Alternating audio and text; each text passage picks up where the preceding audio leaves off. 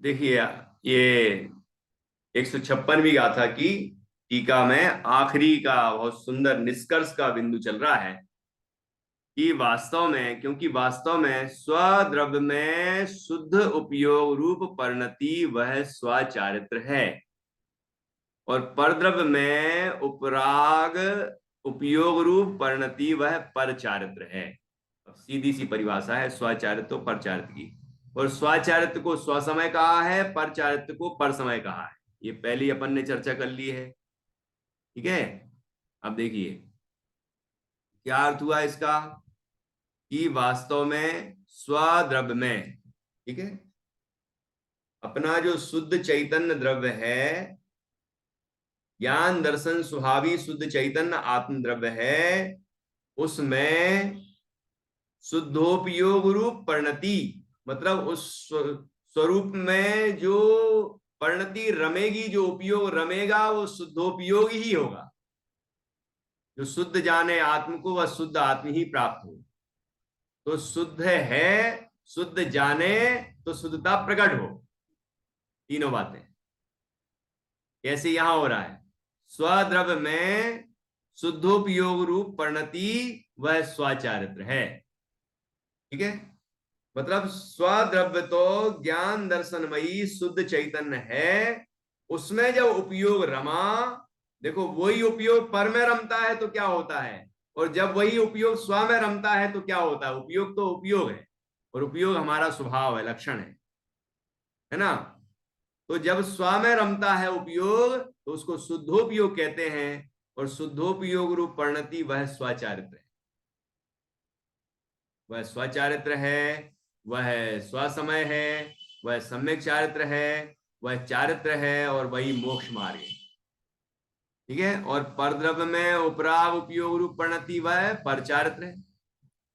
परद्रव्य में अब जो शुद्ध चैतन्य द्रव्य है उसको छोड़कर बाकी सब, मतलब जो दृष्टि का विषयभूत शुद्ध चैतन्य तत्व है, उसके अतिरिक्त जो जिसमें भी वो है रमेगा, वह सब परचारित्र है। गुण भेदों में रमेगा, पर्यायों में रमेगा। पज्जय मूढ़ा ही पर समया प्रवचन सार जी में कहा। जो पर्याय मूढ़ है, पर्याय रूप अपने को मानता है, ठीक है, वो पर्याय मूढ़ पर समय है। पर समय आ गया कि नहीं, पर समय शब्द प्रवचन सार जी में, ठीक है ना। तो परद्रव्य में उपराग, उपराग अभी आया था, उपरक्त, उपराग युक्त, उपरक्त, मलिन, विकारी, अशुद्ध, फुटनोट में है। उपयोग में होने वाला कर्मोदय रूप उपाधि के अनुरूप विकार, अर्थात कर्मोदय रूप उपाधि जिसमें निमित्तभूत होती है ऐसी औपाधिक विकृति, वह उपराग है। मतलब जैसा मोहिनी कर्म का, यहां मोहिनी कर्म ही लेना है, ठीक है, मोहिनी कर्म की बात चल रही है। मोहिनी का क्षय हो जाए उसके बाद तो बाकी सब हो जाता है। मोह क्षयात ज्ञान दर्शना वर्णांतरा क्षयाच केवलम, तीनों का इकट्ठा अभाव। उसके बाद आघाती कर्म बने रहे कोई समस्या नहीं, लेकिन उनका भी अभाव हो जाता क्योंकि पूरा स्वभाव प्रकट नहीं हुआ, ये भी तो एक समस्या है कि नहीं। तो फिर वो सिद्ध अवस्था को प्राप्त हो जाते हैं। ठीक है, तो देखिए परद्रव्य में उपराग, सोपराग मतलब सोपाधिक कर्म उपाधि से सहित जो जो विकारी परिणाम कर्म के निमित्त से होता है वो सब सोपराग है, उपराग सहित है। वो उसको उपराग सहित बोलते हैं। वो अशुद्ध भाव है, चाहे वो शुभ भाव हो चाहे अशुभ भाव हो, दोनों ही अशुद्ध भाव है। क्योंकि दोनों का जो जो अवलंबन है वो परद्रव्य है। ठीक है, परद्रव्य में सोपराग उपयोग रूप परिणति वह पर चारित्र है। इस तरह वो सब पर चारित्र है। ठीक है, अब यदि हम चौथे गुणस्थान से ऊपर का विचार कर रहे हैं और सोच रहे हैं चौथे वाले को भी तो राग हो रहा है, अप्रत्यय ख्यान वर्ण वाला हो रहा है, अनंतानुबंधी वाला नहीं हो रहा, मिथ्यात्व भी चला गया, है ना। लेकिन वो तो हो रहा है ना अप्रत्याख्यान वर्ण वाला, पांचवें वाले को प्रत्याख्यान वर्ण वाला, छठवें वाले को संजुलन वाला, और आगे भी संजुलन बनी हुई है 10वें गुण स्थान तक, है ना। तो वो जो राग हो रहा है उसको भी क्या परसमय कहेंगे, क्या उसको भी परचारित्र कहेंगे। तो जब मिथ्यात्व और सम्यक्त की मुख्यता से बात चल रही हो तब तो नहीं कहेंगे, तब तो ये देखेंगे कि उनकी परिणति शुद्ध कितनी है। और वो मोक्ष मार्गी अपने को स्वद्रव्य में ही आपरूपपना मानता है, स्वद्रव्य ही रमणीय मानता है, भले ही उसकी परिणति विचलित हो जाती है, स्वद्रव्य से हट जाती है, पूरी तरह ही हटती, अपनापन तो स्व में ही रहता है ना, लेकिन हट जाती है और राग द्वेष रूप हो जाती है, शुभ या अशुभ भाव रूप हो जाती है गुण स्थान के अनुसार। कहीं छठवें वालों को तो अशुभ होते ही नहीं, शुभ रूप तो होती है। लेकिन तो अब इस दृष्टि से देखें तो उनकी हम दृष्टि ये देखेंगे कि वो स्वद्रव्य को ही आपरूप मानते हैं, इसलिए वह स्वचारित्र ही है। लेकिन अब विकार तो विकार है, विकार तो सब अभाव करने लायक हैं, और वो स्वापाधिक सोपाधिक वो भी हैं, कर्मोपाधि से होते हैं, तो वो विकार भी अभाव करने लायक है, तो वो भी वास्तव में विकृति है और वह भी अभाव करने योग्य है ना। तो उस अंश में हम कह सकते हैं कि उनके विकृत उपयोग है, अशुद्ध उपयोग है, शुभोपयोग है, विकारी उपयोग है, वो भी अभाव करने लायक है, ऐसा हम कह सकते हैं, है ना। तो इसमें कोई समस्या नहीं है, उस अपेक्षा को हमें समझना चाहिए। इस तरह यहाँ उपयोग देखिए, उपयोग दोनों में लिखा है, शुद्धोपयोग और सोपराग उपयोग, दोनों जगह उपयोग शब्द का प्रयोग है। मतलब कमाल तो सब उपयोग का ही है, और उपयोग हमारे और आपके पास है कि नहीं। जिस उपयोग से हम देख रहे हैं, सुन रहे हैं, जान रहे हैं, वो उपयोग है। तो ज्ञान दर्शन का जो व्यापार चल रहा है वो उपयोग है। अब वो उपयोग, उस उपयोग का क्या उपयोग हो कि वो शुद्धोपयोग हो जाए, है ना, ये समझने की बात है। जैसे कि मुझे याद आ रहा है पुरुषार्थ सिद्धि उपाय की का 14 नंबर का श्लोक है, 14, बहुत सुंदर है वो। उसमें संसार का बीज बताया। अब आपको सुन के ऐसा लगेगा कि यार इतनी सी भूल है, इतनी सी भूल है, इतनी सी क्या भूल है कि वहां आया है एवमयम कर्म कृतई भावई अस्माहि तोपि युक्तेव प्रतिभाति बालिसानाम प्रतिभासा सखलु भाव बीजम।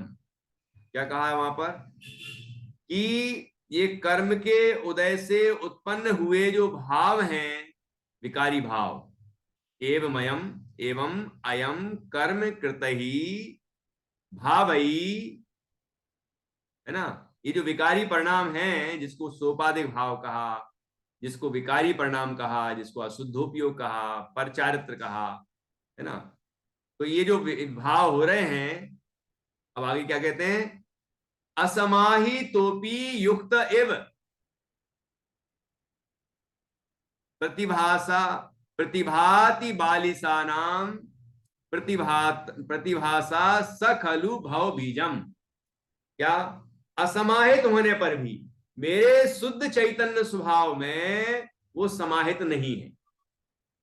कर्म, न तो कर्म समाहित है, न कर्म का उदय समाहित है, न कर्म के उदय से उत्पन्न होने वाले विकारी परिणाम समाहित हैं। लेकिन क्या हो रहा है, असमाहिता अपि समाहिता युक्त इव, असमाहित होने पर भी ऐसे लगते हैं जैसे कि हमारे अंदर आ गए। कैसे लगता है, प्रतिभाति बालिसा नाम, प्रतिभाति बालिसा नाम, बालिसा नाम मतलब अज्ञानियों का ऐसा जो प्रतिभास है, स खलु भव बीजम, वह ही भव का बीज है, संसार का बीज है। इसमें क्या हो रहा है, जैसे कि एक आईना है और उस आईने में हम देख रहे हैं, अपना चेहरा देख रहे हैं और हम बड़े खुश हो रहे हैं, कितना सुंदर हूं, ऐसा देख रहे हैं, इतने में कोई आया और उसने आईने के ऊपर थूक दिया,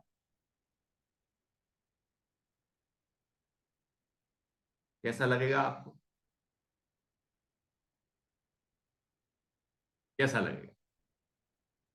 आईना है, दूर भी लगा हो सकता आईना, आप उसकी उसमें अपने शरीर को देख रहे हैं, इतना बढ़िया स्मार्ट दिख रहा हूं, बढ़िया दिख रहा हूं, ऐसा सोच रहे हैं, इतने में कोई आया और उसने आपके ऊपर, मतलब आईने के ऊपर, आईने के ऊपर थूक दिया, लेकिन आपका परिणाम विकृत होने लगे। किसी किसी को गुस्सा भी आ जाता है, मेरे ऊपर थूक दिया। अच्छा, फोटो को कोई गाली दे रहा हो तो कैसा लगेगा? अच्छा, पुतले, अपना पुतला बना के कोई जला दे तो कैसा लगेगा? सोचो। हम्म। ये क्या हो रहा है? ये हो रहा है कि जो हम नहीं हैं उसको हमने अपना मान लिया है। अब देखना, यहां तो मैं अपन उसमें नहीं जा रहे हैं, अपन इसमें जा रहे हैं कि दर्पण के अंदर हम नहीं हैं, मतलब हमारा शरीर नहीं है, लेकिन हमें लगता है कि शरीर उसके अंदर है, इसीलिए मैं उसके अंदर दिख रहा हूं। और यह ऐसा लगने पर क्या हुआ कि उस व्यक्ति ने जब थूका तो ऐसा लगा मेरे ऊपर थूका, लेकिन मेरे ऊपर कहां थूका, मैं तो एक साफ सुथरा यहां खड़ा हूं। इतनी बात समझ में आ जाए तो विकार ही नहीं हो। ऐसे यहां हो रहा है, हमारे ज्ञान रूपी दर्पण में, हम्म, हमारे ज्ञान रूपी दर्पण में मोह का उदय दिख रहा है, मोह का उदय दिख रहा है, विकारी परिणाम दिख रहे हैं, ठीक है, जो विकार हो रहा है, कर्म के उदय दिख रहे हैं, परद्रव्य दिख रहे हैं, धन संपदा दिख रही है। किसमें दिख रही है? हमारे ज्ञान में। हम सब जान रहे हैं, लेकिन क्या हो रहा है? लेकिन क्या हो रहा है? हमें ये लग रहा है कि मेरे अंदर ये सब आ गया है, बस यही गड़बड़ है। जानना गड़बड़ नहीं है, लेकिन गड़बड़ी क्या है? मेरे ज्ञान में ये सब आ गया, मेरा उपयोग राग रूप हो गया, मेरा उपयोग द्वेष रूप हो गया, मैं क्रोधी हो गया, मानी हो गया, मैं धनवान हो गया, अब धन चला गया तो निर्धन हो गया, इत्यादि जो मान्यता है, यह ही संसार का बीज है। यदि हम ये समझ लें कि जैसे दर्पण में जो दिख रहा है वो मैं नहीं था, मैं तो यहाँ साफ सुथरा खड़ा हूं, ऐसे ही ज्ञान रूपी दर्पण में जो ये राग द्वेष या कर्म के उदय या परद्रव्य, जो धन संपदा, जो आते जाते जो कुछ दिख रहा है, वो सब बाहर ही बाहर हो रहा है। मेरे ज्ञान में तो स्वच्छता ही स्वच्छता विद्यमान है, और मैं ऐसा ज्ञानमयी शुद्ध चैतन्य तत्व हूं। ऐसा यदि हम अपने आप अपने अंदर अनुभव करें तो विकार होने का कोई सवाल ही नहीं है, विकार होने का कोई प्रश्न ही नहीं है। ठीक है ना? जैसे हमें हमारे घर में धन आता है ना, 1 करोड़ रुपया कोई लाया और हमारे हाथ में रख दिया, हमें अच्छा बढ़िया लगता है ना, कि इतना धन आया मेरे पास। ये क्यों लगा? अच्छा, धन देखा नहीं होता, हम यहाँ बैठे हैं शांति से, इतने में कोई नीचे, हमारे घर नीचे वाले कमरे में जाके और वहां 1 करोड़ रुपया रख दे और हमें पता ही नहीं है, बोलो अकड़ आएगी क्या? ऐसा लगे अरे यार मेरे पास इतना पैसा है? नहीं लगे, नहीं लगे, क्यों? जाने ही नहीं। सुनना जरा ध्यान से, मतलब शुरुआत ज्ञान से ही होती है, इसलिए उपयोग को ही शुद्ध या अशुद्ध कह रहे हैं। उपयोग के बिना तो कुछ होना ही नहीं है। उपयोग में ये ज्ञात हुआ कि मेरे पास 1 करोड़ रुपया आया, यहां तक भी गड़बड़ नहीं है, जाना तब भी गड़बड़ नहीं है। गड़बड़ी क्या हुई? मैं करोड़पति बन गया, बस गड़बड़ी हो गई। ये दिखा कहां? 1 करोड़ रुपया दिखा कहां? अपने ज्ञान में था, वहां दिखा यहां। अब ये जो दिखा ये क्या है? ये भी तो कुछ है कि नहीं है? इसको कहते हैं ये आकार, ये आकार, ये जैसा आकार हमारे ज्ञान में बना, जैसे दर्पण में ये जो आकार है ना हमारा चेहरे का, वो दिखा, चांद दिखा, पद्मपुकुर तालाब में पूरी आकाश गंगा दिखी। अब लेकिन पूरे तालाब को छान के देखें तो कितने चांद और कितने सितारे दिखेंगे वहां? एक भी नहीं। लेकिन लगता कैसा है? लगता ऐसा है जैसे कि चांद भी है, तारे भी हैं, बादल भी है, कितना सुंदर पूरा आसमान उतर आया है इस तालाब के अंदर, है ना? ऐसा लगता है। इसलिए तो वो लिखा है भक्तामृत सूत्र के तीसरे काव्य में, कि एक बालक ही होगा जो उस जल में पड़े प्रतिबिंब को, चंद्रमंडल को उठाने की, पकड़ने की चेष्टा करेगा। कोई समझदार तो ऐसा नहीं करेगा, क्योंकि समझदार तो वो समझता है कि पानी में चांद आ ही नहीं सकता। यहां भी समझदार वही है जो ये समझ ले कि मेरे उपयोग में मेरे अतिरिक्त दुनिया की कोई ताकत आ ही नहीं सकती। मेरे ज्ञान में ज्ञानाकारी बनते हैं, ये आकार होता ही नहीं। ये जैसा आकार जो बन रहा है वो भी ज्ञान की ही रचना है, इसलिए वो ज्ञानाकार ही है। लिखा है ना समय सार जी में सब। तो इस तरह यदि हम ये बात समझ लें कि मेरे उपयोग में केवल उपयोग है, उपयोग में क्रोधादि नहीं है, कोई परद्रव्य नहीं है ना, और अपने उपयोग स्वरूप आत्मा को ही आप रूप अनुभव करेगा, स्वद्रव्य का अनुभव करेगा जीव, तो वह मोह राग वेश से मुक्त हो जाएगा और कर्म बंधन से भी मुक्त हो जाएगा। वह आत्मा स्व समय है। वो जो स्व स्व को अवलंबन करता है, स्व में रमता है, वह स्व समय है, स्व चारित्र है, वह परिणति स्व चारित्र है। ऐसी सुंदर चर्चा यहाँ पर की गई है। इस तरह हमने ये टीका पूर्ण की, स्वचारित्र और पर चारित्र का, जिसमें सुंदर विवेचन किया गया है। पर समय में परिवर्तन करने वाले का स्वरूप क्या है, और स्व समय में, साथ में स्व समय में परिवर्तन करने वाले का क्या स्वरूप है, ये भी आ गया। अब इसके आगे जो गाथा आएगी 157वीं, उसमें पर चारित्र प्रवृत्ति बंध हेतु होने से उसका मोक्ष मार्ग में निषेध है ना। पर चारित्र प्रवृत्ति बंध का कारण है, इसलिए उसका मोक्ष मार्ग में निषेध है, अभाव करने लायक है, हे है वो। ये चर्चा अब अगली गाथा में आएगी, जिसकी चर्चा हम कल करेंगे। ऐसी हमने अभी 156वीं गाथा के माध्यम से ये सुंदर चर्चा की। अब हम जिनवाणी स्तुति करेंगे।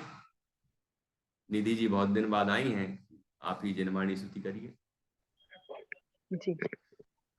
स्याद्वाद ने षट द्रव्य गुण पर्याय और प्रमाण का, जड़ कर्म चेतन बंध का, अरु कर्म के अवसान का, कह कर स्वरूप यथार्थ जग का, जो किया उपकार उसके लिए जिनवाणी माँ वंदना शत बार है, वंदना शत बार।